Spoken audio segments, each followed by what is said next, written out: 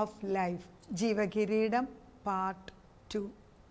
ജീവകിരീടത്തെക്കുറിച്ച് എല്ലാ വ്യക്തികളും അറിഞ്ഞിരിക്കണം. അത് ജീവനും മരണവുമായിട്ടുള്ള കാര്യമാണിത്. ഇതറിയാതെ പോകരുത്. പലർക്കും ഇതിൽ സംശയങ്ങളുണ്ട്. ഏത് സഭയിലുള്ളവർക്കും ഏത് പ്രായത്തിലുള്ളവർക്കും ഈ സംശയം വരാൻ സാധ്യതയുണ്ട്. അതുകൊണ്ടാണ് വേദപുസ്തക അടിസ്ഥാനത്തിൽ വചനം എടുത്തു വെച്ച് തന്നെ ഞാനിത് പറയുന്നത്. ഇന്നലെ എടുത്ത വചനം ജെയിംസ്, യാക്കോബിൻ്റെ 1:12, വെളിപ്പാടിൻ്റെ 2:10. മരണപര്യന്തം, അതായത് ജീവകിരീടം തലയിൽ വെക്കുന്ന ദിവസം തൊട്ട് യുദ്ധമുണ്ട്. അതുമുമ്പ് നമ്മളിങ്ങനെ ഈ ലോട്ടസ് ഈറ്റേഴ്സിനെ പോലാണ്. എഴുന്നേക്കും, ഇന്നെന്താ ഉച്ചയ്ക്ക് ഭക്ഷണം, രാവിലെ എന്താ ഭക്ഷണം, ഉച്ചയ്ക്ക് എന്താ ഭക്ഷണം, വൈകിട്ട് എന്താ ഭക്ഷണം, അതെവിടെ പോകണം, എന്ത് കഴിക്കണം, ഇതാണ് നമ്മുടെ ചിന്ത മെയിൻ. ബിക്കോസ് നമ്മുടെ വയറാണ് പിന്നെ നമ്മളെ ഭരിക്കുന്നത്. നോട്ട് ചെയ്തിട്ടുണ്ട്, നിങ്ങൾ നോട്ട് ചെയ്ത് നോക്ക്. ഞാൻ കണ്ട് അനുഭവ വെളിച്ചങ്ങളാണ് ഈ വിളിച്ച് പറയുന്നത്. അപ്പം ജീവനുള്ള ദൈവത്തിൻ്റെ പരിശുദ്ധാത്മാ പറയുന്നില്ലേ, കർത്താവിൻ്റെ ഭക്ഷണം എന്ന് പറയുന്നത് കർത്താവിൻ്റെ വചനമാണ്. ഇത് ഭക്ഷിക്കുമ്പോൾ വിശപ്പുണ്ടാകത്തില്ല. അതുകൊണ്ടാണ് 40 ദിവസം യേശു ക്രിസ്തു ഭക്ഷണവും വെള്ളവും കഴിച്ചിട്ടില്ല. മോശ ഭക്ഷണവും വെള്ളം കഴിച്ചായിട്ട് 40 അത് പറയുന്നു. പിന്നെ ഏലിയാവ് ഫാസ്റ്റ് ചെയ്തായിട്ട് പറയുന്നു. പലരും ഫാസ്റ്റ് ചെയ്ത് 3 ദിവസം ഫാസ്റ്റ് ചെയ്തിട്ടുണ്ട്. യോന, അങ്ങനെ പലരും ഉണ്ട്. അവർക്കൊന്നും അന്നേരം ഭക്ഷണമൊന്നുമില്ല. ഭക്ഷണത്തിനെക്കുറിച്ച് വിശപ്പില്ല. ബിക്കോസ് ഈ വചനം യഥാർത്ഥത്തിൽ ആത്മാവിൽ എടുക്കുകയാണെങ്കിൽ അവിടെ ജീവനുണ്ട്. അത് സത്യമാണ്. അതുകൊണ്ടാണ് യേശു പറഞ്ഞത്, മനുഷ്യൻ പിന്നെ ഭക്ഷണം കൊണ്ട് മാത്രമല്ല, പിന്നെ ദൈവത്തിൻ്റെ വായിൽ നിന്ന് വരുന്ന വചനം കൊണ്ട് ജീവിക്കുന്നു എന്ന് പറയുമ്പോൾ ഇറ്റ് ഈസ് ഒരു ഭക്ഷണമല്ലേ, അത് ഫുഡാണ്. അപ്പോൾ ഈ നിത്യമായ ജീവന്, ജീവൻ്റെ കിരീടത്തെ എൻ്റെ തലയിൽ വെച്ച നിമിഷം തൊട്ട് യുദ്ധമുണ്ടെന്ന് എനിക്ക് മനസ്സിലാകുമ്പോൾ പിന്നെ I M become very alert. ഞാൻ പിന്നെ വളരെ ശ്രദ്ധിച്ചാണ്. അത് നമ്മൾ അറിഞ്ഞുകൂടാ ഇവന് എവിടെ കൂടാണ് വരുന്നതെന്ന് അറിയത്തില്ല. കാരണം ഇവന് നമ്മൾ പോകുന്ന വഴിയിലെല്ലാം ഇവന് കുടുക്ക് വഴി ഉണ്ടാക്കി വെച്ചിട്ടുണ്ട്, കുഴികൾ കുഴിച്ച് വെച്ചിട്ടുണ്ട്. എൻ്റെ പൊന്നു കർത്താവേ, ഈ വേദപുസ്തകത്തിൽ പറയുന്നത് ഇങ്ങനെയാണല്ലോ, അലറുന്ന സിംഹം പോലെ അവൻ പതിയിരിക്കുകയാണ്. എന്തിനാണ്? എപ്പോഴാണ് നമ്മളെ ഡിവോർ ചെയ്യുക, അല്ലെങ്കിൽ കടിച്ച് തിന്നാനായിട്ട് നോക്കുന്നത്. പക്ഷെ ഇത്ര പ്രാവശ്യം അവൻ ജീവൻ്റെ ആത്മാവ് എനിക്ക് തന്നിട്ട് ഇത്ര പ്രാവശ്യം അവൻ പരിശ്രമിച്ചിട്ടും ഈ സിംഹത്തിന് പേപ്പറിലെ സിംഹമാണ്. ഇതുവരെ എന്നെ വിഴുങ്ങിയിട്ടില്ലെങ്കിൽ ഇത് ദൈവത്തിന് ശക്തിയുണ്ടെന്നുള്ളത് ഉറപ്പല്ലേ? ഈ ദൈവത്തിന് ശക്തിയുണ്ടെന്ന് എനിക്ക് പറയാനൊക്കുമല്ലോ, അല്ലെങ്കിൽ അങ്ങനെ ഞാൻ പറയും. അപ്പോൾ നമ്മൾ മനസ്സിലാക്കേണ്ടത് ഞാൻ ആരുടെ വകയാണ്, ഞാൻ ആരിലാണ്, ആരുടെ ഭക്ഷണമാണ് എന്നെ ബലപ്പെടുത്തുന്നത്. അപ്പോൾ യാക്കോബി പറയുന്നത് അതുപോലെ തന്നെ 1 യോഹന്നാൻ 5:11-13 പറയുന്നത്, ക്രിസ്തു എന്നിൽ വന്നു കഴിഞ്ഞപ്പോൾ രക്ഷിക്കപ്പെട്ട വ്യക്തിയായി മാറി. മത്തായിയുടെ സുവിശേഷം 16:24 ഇങ്ങനെയാണ് പറയുന്നത്, 24. പിന്നെ യേശു ശിഷ്യന്മാരോട് വളരെ കൂടെ അടുത്ത് നിന്നവരോട് പറഞ്ഞു, ഒരുത്തൻ എൻ്റെ പിന്നാലെ വരുവാൻ ഇച്ഛിച്ചാൽ തന്നെത്താൻ ത്യജിച്ച് തൻ്റെ ക്രൂശ് എടുത്ത് എന്നെ അനുഗമിക്കട്ടെ. ആരെങ്കിലും തൻ്റെ ജീവനെ രക്ഷിപ്പാൻ ഇച്ഛിച്ചാൽ അതിനെ കളയും. പിന്നെ നിൻ്റെ ജീവനല്ല വില, എൻ്റെ ജീവനാ വില. എൻ്റെ നിമിത്തം ആരെങ്കിലും തൻ്റെ ജീവനെ കളഞ്ഞാൽ അതിനെ കണ്ടെത്തും. യേശുവിന് വേണ്ടിയാണ് നീ ജീവിക്കുന്നത്, നിനക്ക് വേറൊരു ശക്തി തരും. അനുഭവിച്ചറിയണം. അത് ഇറ്റ് ഈസ് റിയലി അവൈലബിൾ. ഇപ്പോൾ നമ്മളൊരു മനുഷ്യൻ വരുമ്പോൾ ഒരു പാത്രത്തിൽ ഒരു ബ്രെഡും അതിൻ്റെ കൂടെ അതിൻ്റെ ചേരുന്ന കറിയും കൂടെ വെച്ച് കൊടുക്കും. അവരത് കഴിക്കുമ്പോൾ ബലം വരും. പക്ഷേ നമ്മുടെ കൈ തൊടുമ്പം ജീവനാ പാസ് ചെയ്യുന്നത് എങ്കിൽ ആ കൈ തൊട്ടപ്പോഴേ നമുക്ക് ജീവൻ വന്നില്ലേ? അതല്ലേ യേശുവിൻ്റെ അടുക്കൽ ചെല്ലുമ്പം കിട്ടുന്നത്. ഹബ്സിൻ്റെ അടുക്കൽ ഇരിക്കുക എന്നുള്ള ഇത് എനിക്കിപ്പോൾ ഫീൽ ചെയ്യും. ഈ കർത്താവിൻ്റെ ആത്മാവ് നമ്മളിൽ കൂടി ഇങ്ങനെ ദൈവം സന്തോഷിച്ച് നമ്മളിൽ കൂടി ഈ വചനം പറയിപ്പിക്കുന്നത്. കാരണം ഇത് ബ്യൂട്ടിഫുൾ എക്സ്പീരിയൻസ് ആണ് ദൈവത്തോടു കൂടി ഇരിക്കുന്നത്. അവൻ്റെ വചനം അമൃത് പോലെയാണ്, അത് വിശുദ്ധമാണ്. അത് കേൾക്കുന്നവർക്കും പറയുന്നവർക്കും അതിൻ്റെ ഇഫക്റ്റ് ഉണ്ട്. അതുകൊണ്ട് ഈ കർത്താവ് പറയുന്നത്, എൻ്റെ നിമിത്തമാണ് നീ ഇതൊക്കെ വേണ്ടെന്ന് വെച്ചെങ്കിൽ പിന്നെ നിനക്ക് വേറൊരു ജീവിതം. ഒരു മനുഷ്യൻ സർവ്വലോകവും നേടിയിട്ടും തൻ്റെ ജീവനെ നഷ്ടപ്പെടുത്തിയാൽ അവൻ എന്ത് പ്രയോജനം? അല്ല, അതിൻ്റെ ജീവനെ വീണ്ടുകൊള്ളാൻ മനുഷ്യൻ എന്ത് മറുവില കൊടുക്കും? ഇതൊക്കെ ചിന്തിച്ചാൽ എൻ്റെ ഒരു ജീവൻ, അല്ലെങ്കിൽ എൻ്റെ ഭർത്താവിന്, എൻ്റെ മക്കളുടെ മരുമക്കൾ, ആദ്യം അവിടെ നിർത്താം. We have to be selfish to some extent. ഞാൻ ഈ എയർപ്ലെയിനിൽ യാത്ര ചെയ്യുമ്പം കണ്ടിട്ടുണ്ടോ? നമ്മളൊക്കെ നമ്മുടെ അടുത്ത് വലതുവശത്ത് കൊച്ചുമക്കൾ ഇരിക്കുകയാണ്, അല്ലെങ്കിൽ കൊച്ചുമക്കളൊക്കെ ഇരിക്കുകയാണ്, 2 കൊച്ചുങ്ങളെ കൊണ്ട് നമ്മൾ യാത്ര ചെയ്യുക. അവർ പറയുന്നതെന്ന്, in case of an accident എന്തെങ്കിലും പറഞ്ഞാൽ the oxygen mask will come down and you have to put the mask yourself first and then put it for others. അതായത് പ്ലെയിൻ യാത്ര ചെയ്യുമ്പോൾ എന്തെങ്കിലും തരത്തിലൊരു ആക്സിഡൻറ്റ് വന്നു എങ്കിൽ ആദ്യമേ ഈ ഓക്സിജൻ മാസ്ക് താഴെ വീഴുന്നത് നിങ്ങളുടെ മുഖത്ത് ആദ്യം ഫിറ്റ് ചെയ്തിട്ട് വേണം ഇടതും വലതും ഉള്ളവരെ ഫിറ്റ് ചെയ്യാൻ. എന്താ കാരണം നിനക്ക് ശ്വാസം കിട്ടിയില്ല, നീ എങ്ങനെയാണ് മറ്റുള്ളവരെ രക്ഷിക്കുന്നത്? വളരെ ക്ലിയർ അല്ലേ? That's exactly what I am trying to tell. കേൾക്കുന്ന ഓരോ വ്യക്തിയിലും ഈ പരിശുദ്ധാത്മാവിൻ്റെ ശക്തി വന്നിട്ട് ജീവനെ തരികയാണ് കർത്താവ്. ഇസ്സമയത്ത് അത് നടക്കുകയാണ്. ജീവൻ്റെ ആത്മാവ്, ജീവൻ്റെ കിരീടമാണ് നമുക്ക് തരുന്നത്. അത് നിത്യജീവനെ തരികയാണ്. കർത്താവ് പറയുന്നത് ഇതിന് വില കൊടുക്കണം. No crown without a thorn. കഷ്ടതയില്ലാതൊന്നും ആർക്കും കിരീടം കിട്ടും. നോ പെയിൻ നോ ഗെയിൻ എന്ന് പറയുമല്ലോ. അതായത് കഷ്ടം സഹിച്ചില്ല നമുക്കൊന്നും കിട്ടാൻ പോകുന്നില്ല. നമ്മൾ ഒത്തിരി ലാളിച്ച് ഒത്തിരി കൊടുത്ത് വളർത്തി കുഞ്ഞുങ്ങളെ കൊണ്ടുവന്ന് വെച്ചാൽ ഒരു പ്രായമുള്ള അങ്ങനെ വളർത്തേണ്ടിയില്ലായിരുന്നു, അവരെ ഇച്ചിരി കഷ്ടം അനുഭവിച്ച് വളർത്തി ഒരു ഇച്ചിരി കൂടെ റെസ്പോൺസിബിൾ ചിന്തിക്കാറുണ്ടോ? ഇപ്പോഴത്തെ കാലങ്ങളിൽ അത്യാവശ്യമായിട്ടുള്ളൊരു കാര്യമായി പറയുന്നത്. വീട്ടിലിപ്പോൾ ഈ ഹാർവേഡ് യൂണിവേഴ്സിറ്റിയിലൊരു പുതിയൊരു സ്റ്റഡി നടത്തി വെച്ച് അവർ എഴുതിയിരിക്കുന്നു, വീട്ടിലെ ചോറസ്, അതായത് വീട്ടിലെ നിത്യമായ പ്രവൃത്തികളിൽ ഇടപെടുത്തി ഭക്ഷണം ഉണ്ടാക്കുന്നതിൽ, ഗാർഡനിങ്ങിൽ, ആനിമൽസ് വളർത്തുന്നതിൽ, വീട്ടിലെ കാര്യങ്ങളിലൊക്കെ ഇടപെടുത്തി അവരെ കൊണ്ട് കൂടെ ചെയ്യിപ്പിക്കുന്ന കുഞ്ഞുങ്ങളാണ് ചുമ്മാതെ പരിലാളിച്ച് സ്നേഹിച്ച് ഉമ്മാതെ ഭക്ഷണം മാത്രം കൊടുത്ത് വളർത്തുന്ന മക്കളെക്കാട്ടിലും മിടുക്കരെന്ന്. എന്താ? ജീവിക്കാൻ പഠിപ്പിക്കുകയാണ്. അതറിഞ്ഞിരിക്കണം, അതറിയണം. എങ്ങനെയാണ്? അങ്ങനെ എത്ര എക്സാമ്പിൾ വേണം എനിക്ക് പറഞ്ഞു തരാനുണ്ട്. ഓരോ അടുത്ത് അപ്പനും അമ്മയും ടീച്ചേഴ്സ് മാത്രം വളരെ ചുരുങ്ങിയ ഇൻകത്തിൽ കൂടെ 5-6 മക്കളെ ഒന്നിച്ച് വളർത്തി വലിയ ഉന്നത പദവിയിലിരിക്കുന്നു മക്കളെല്ലാവരും, ഒരെണ്ണം പോലും ഇല്ലാതെ. അപ്പോൾ the crown of life is given to those who persevere. അതായത് ബന്ധപ്പെട്ട് കഷ്ടപ്പെട്ട് ഇതിന് വില കൊടുത്ത് സൂക്ഷിക്കുന്നവൻ്റെ മേലാണ് ഈ കിരീടം ഇരിക്കുന്നത്.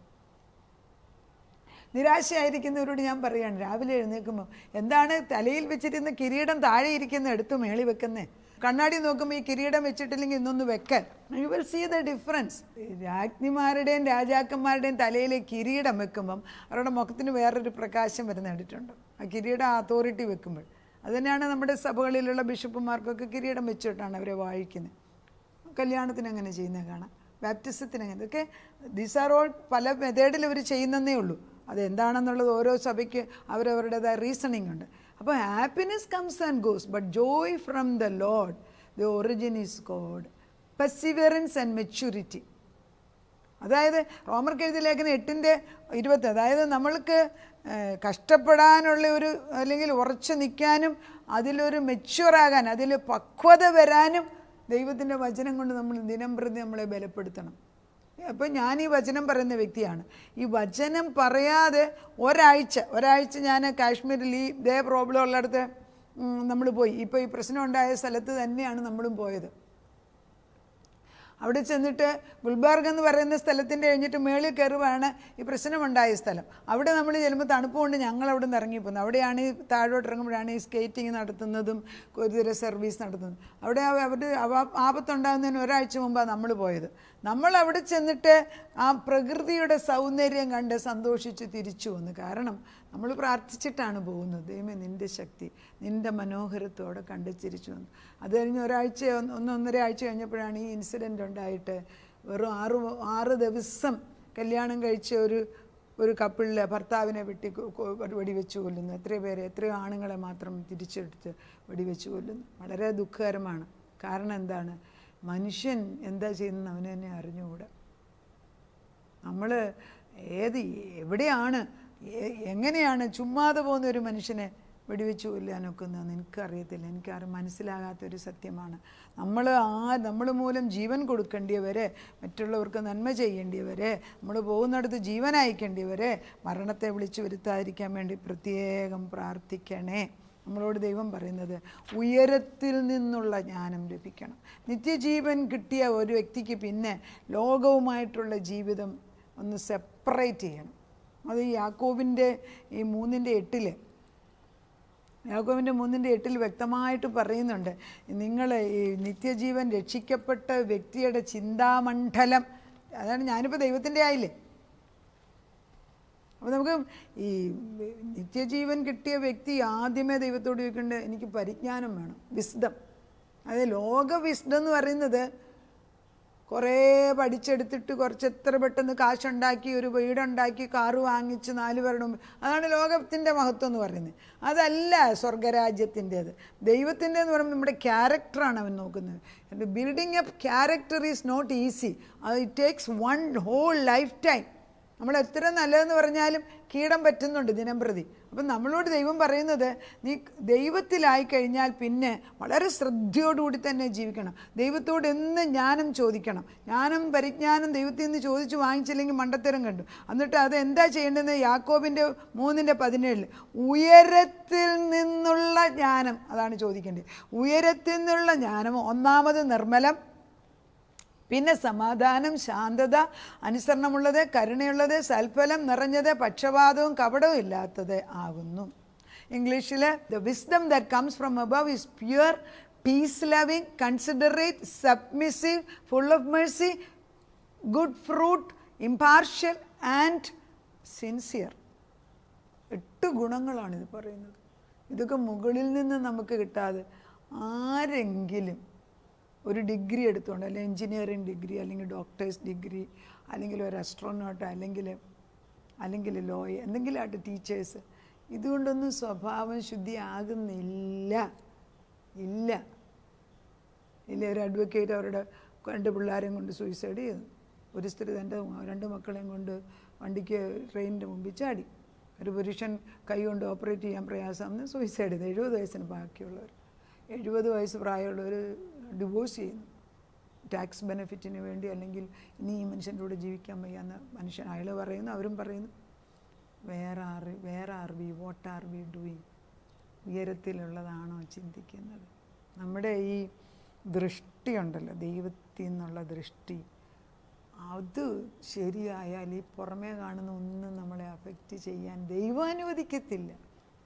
Because he is in charge of your life every moment. അത് പരീക്ഷിച്ച് നോക്ക്. കർത്താവിനോട് അടുത്തിരുന്നിരിക്കുന്ന വ്യക്തി മുറിക്കകത്തിരുന്ന്, കർത്താവ് എനിക്കിത് ആഗ്രഹമുണ്ട്, നിങ്ങളൊന്ന് പറഞ്ഞു നോക്കിക്കേ, പരീക്ഷിച്ച് നോക്കാം. കർത്താവ് പറയുന്നുണ്ടല്ലോ, എന്നെ ഒന്ന് ടെസ്റ്റ് ചെയ്തോളെ, എന്നെ ടെസ്റ്റ്. അത് 10 നമ്മൾ കർത്താവിന് വേണ്ടി ദശാംശം കൊടുക്കുന്ന പഴയ നിയമത്തിൽ. പക്ഷെ പുതിയ നിയമത്തിൽ ഞാൻ പറയുകയാണ്, അപ്പനാണെങ്കിൽ ചോദിക്കാൻ മടിക്കണ്ട. നീതിയായിട്ടുള്ളത്, ഉയരത്തിൽ നിന്നുള്ള വിശുദ്ധമായിട്ടുള്ളത്, സമാധാനമായിട്ടുള്ളത് നമ്മൾ ചോദിച്ചാൽ അവൻ തരാതെ ഇരിക്കുമോ? അവർക്ക് ഇതിലേക്ക് 8:14 അബ്ബാ പിതാവേ എന്ന് വിളിക്കുന്ന പുത്രത്വത്തിൻ്റെ അവകാശം യേശു വന്നപ്പോൾ എനിക്ക് നിത്യരക്ഷ കിട്ടിയ എൻ്റെ പുത്രത്വത്തെ ആർക്കും എടുത്തുകള. അവൻ കള്ളുകൂടിയനായതുകൊണ്ടോ ഡ്രഗ്സ് എടുത്തുകൊണ്ടോ എൻ്റെ പുത്രത്വം പോയില്ല. He still belongs to the same family. To bring them back. അത് ഞാൻ ഓർക്കുന്നത്, എൻ്റെ മകന് അമേരിക്ക പഠിച്ചുകൊണ്ടിരിക്കുമ്പോൾ വാർട്ടൺ കോളേജിൽ, ബിസിനസ് കോളേജിൽ വൺ ഓഫ് ദ ബെസ്റ്റ് കോളേജാണ് വാർട്ടൺ കോളേജ്. അവിടെ പരീക്ഷ എഴുതാൻ നേരത്ത് ഏതോ ഒരു ടോപ്പിക്കിന്, സബ്ജക്റ്റിന് പ്രയാസമായി. കാരണം വളരെ നന്നായിട്ട് എഴുതുന്ന ഒരു വ്യക്തിയാണ്. ഇക്കണോമിക്സിൽ എഴുതിയിട്ട് അവരുടെ ടീച്ചർ വേറെ അങ്ങോട്ട് കോപ്പി എടുത്താന്നും പറഞ്ഞ് വഴക്ക് പറഞ്ഞു. No, he never does that. പക്ഷേ അതോടെ അവന് മനസ്സിന് വിഷമായിപ്പോയി. ഇത്ര ഭംഗിയായിട്ട് തീസിസ് പിന്നെ ആർട്ടിക്കിൾ എഴുതി കൊടുത്ത വ്യക്തിയാണ്.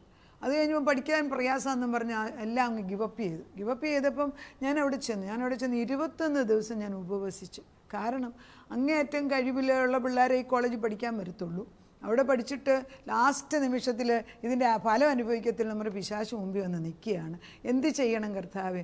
എനിക്കറിയാം നമ്മുടെ മകൻ നല്ലവനാണ്, എനിക്ക് ഉറപ്പുണ്ട്. നമ്മൾ വളർത്തിയ പിള്ളേരല്ലേ, അവർ വഴിതെറ്റിപ്പോയാലും തിരിച്ചുകൊണ്ടിരുന്നു, എനിക്ക് ഉറപ്പുണ്ട്. അതെനിക്ക് നമ്മുടെ ദൈവത്തിൻ്റെ ശക്തിയാണ് പറയുന്നത്, അല്ല നമ്മുടെ കുഞ്ഞിൻ്റെയോ നമ്മുടെ മിടുക്കല്ല. ആ ദൈവത്തിലാണ് നമ്മൾ ഉറച്ചിരിക്കുന്നത്. അപ്പം ഞാൻ എൻ്റെ ഞങ്ങളുടെ മോളെ വിളിച്ചു വെച്ചാൽ, മോളപ്പം ന്യൂയോർക്കിലാണ് താമസിക്കുക. ഞാൻ പറഞ്ഞു എൻ്റെ അടുക്ക വന്നേക്കത്തുള്ളൂ, ഇങ്ങനെ ഒരു കാര്യമുണ്ട്, ഒരു പ്രശ്നം പരിഹരിക്കേണ്ടിയിരിക്കുന്നു. മോൾ ഉടനെ തന്നെ വീക്കെൻഡ് ആയപ്പം അവൾ ഓടി വന്നു.